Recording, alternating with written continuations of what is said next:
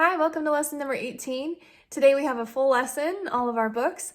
We have a little bit of improvisation today, just working with our A, key of A again, our A scale, and that's about it. So let's get started.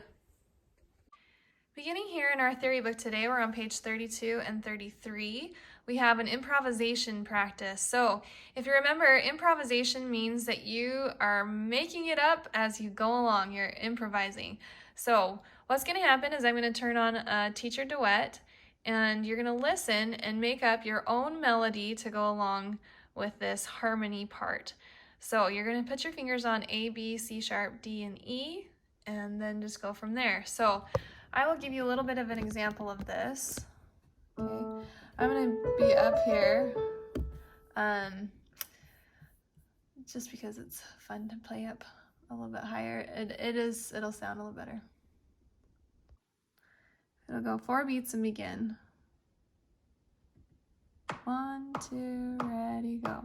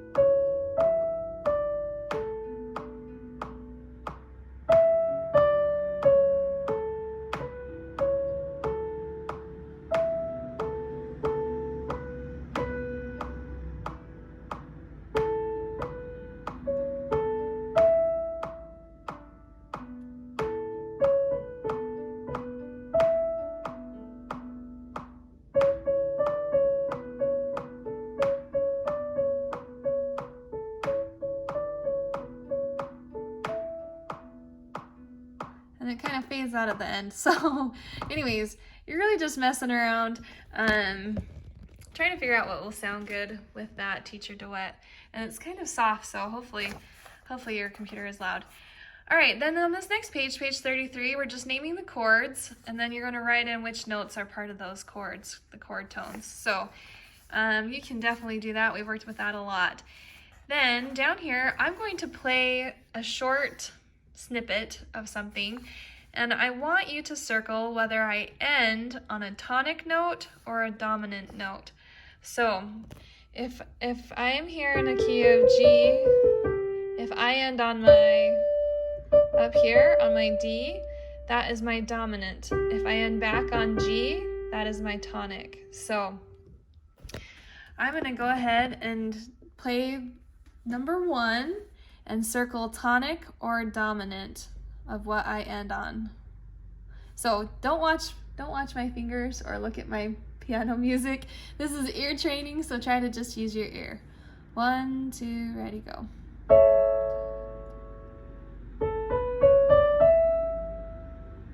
Okay, so which one did I end on? Okay,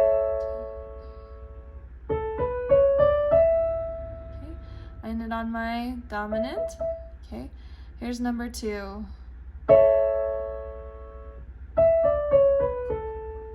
Okay, number 2 is tonic. Here's number 3. Okay,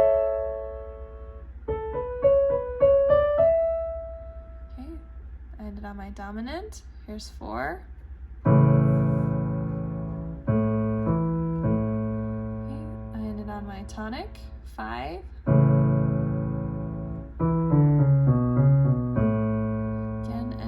Tonic, and here's number 6.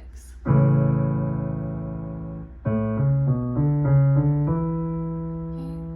and I ended on my dominant. All right, so that's it for our technique book, or theory book, excuse me. Moving on to our technique book today, we're working with page 27, so hummingbird wings, and we're holding our damper pedal down throughout this whole piece. It says, can you create a sound picture of a hummingbird in spring? So if you were to think of a hummingbird, you're going to think of those wings flapping like this, right? And then it says circle all your dynamic marks before you play. So you're seeing what you need to do. Okay, and you diminuendo into piano. And if you can hear a big rumbling outside my house, it's because The lady that bought our house is like doing all kinds of construction in the back, and we have dump trucks coming in and out of our house. So I apologize for the loud noises if you can hear them. Okay, but back to what we're doing. So we're gonna do this little hummingbird song. It's not too hard, but we're working with da da da da da da da da.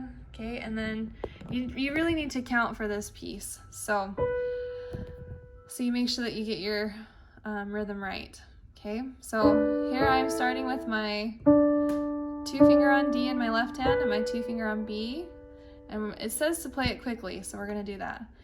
You also have a repeat at the beginning. So 1, 2, ready, go. 1 and 2 and 3 and 4 and 1, 2, 3, 4 and 2 and 3 and 4 and 1, 2, 3, 4 1, 2, 3, 4 1, 2, 3, 4 a little softer.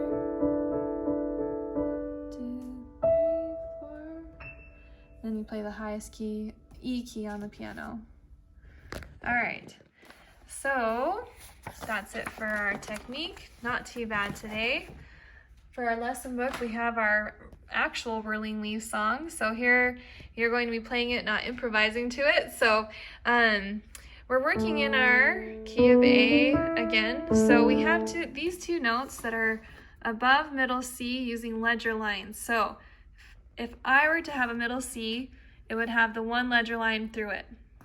So to show what is above, it's going to be the ledger line below the note, that's D, and then 2 ledger lines is going to be the E. So just remember what those look like, because those are through your whole song. D, E, D, E, D, E, D, E. Okay, so those are kind of things we've got to remember. We have C sharps through the whole song, really. And at the end, you're gonna float up. And I rewrote this ending of the piece. I put a C sharp. So you can do what you want. I'll play it both ways for you and you see what sounds better. Okay? All right, so here's your example. Damper pedal is down. Okay, and think of whirling leaves. 1, 2, 1, and actually, I'm gonna play it just a little bit faster. 1, 2, ready, go. 1 and 2, 3 and 4. 1 and 2, 3 and 4. 1, 2, 3, 4. 1 and 2 and 3, 4. 1 and 2, 3 and 4. 1 and 2 and 3, 4. 1 and 2. Then kind of do a little lift.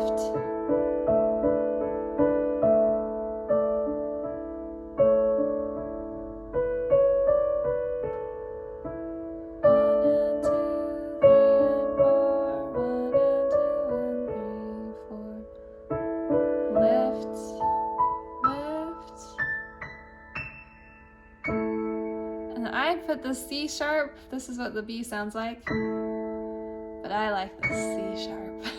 Okay, so play it how you want to.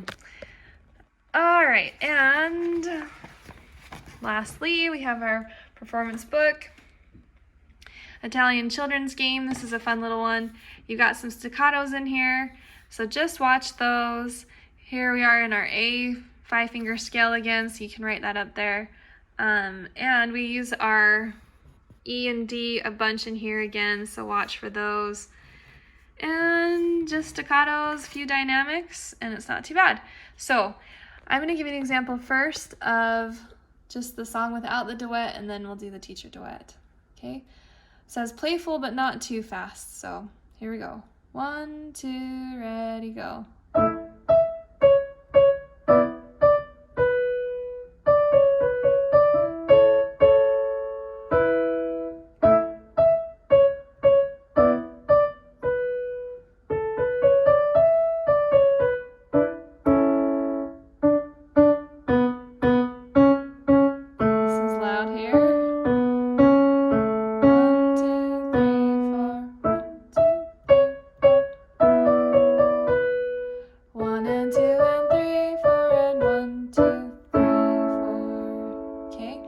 So really quick before I do the teacher duet, just make sure here in this third measure, it's kind of quick timing. 1 and 2 and 3 and 4. Okay, 1 and 2 and 3 and 4. That one's just a little bit tricky.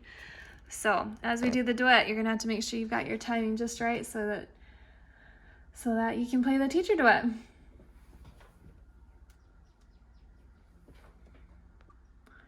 Four beats and begin. 1, 2, ready, go.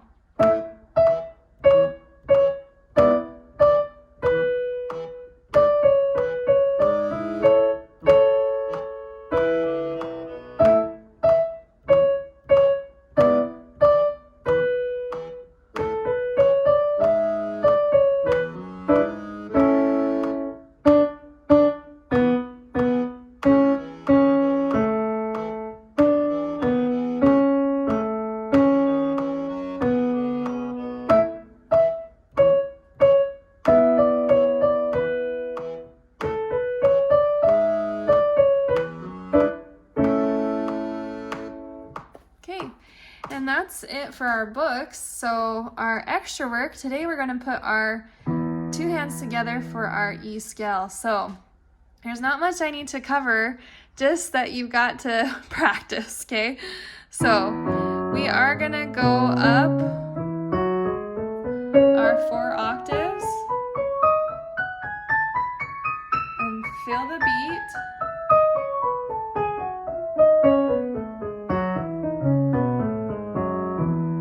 And my fingering was off. Whoops. Try that again. I feel like coming down is so much harder for me than going up.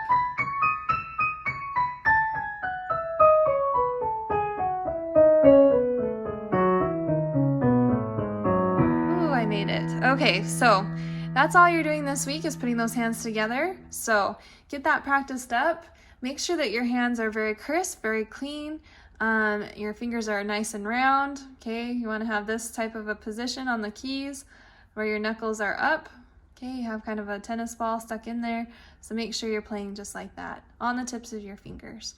Tucking those thumbs, reaching really far, and you should do great. Okay, see you next lesson.